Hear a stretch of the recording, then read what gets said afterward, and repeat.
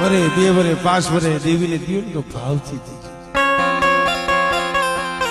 વસ્તીની માલિકા કભાવ હોય ને દેવીને કણું કો ઉગે નહીં. બાપના દીકરાઓ હાસુ કહું છું, કદાચ તમારા ઘરે હું આવ્યો હોઉં, એક દાખલો આપું.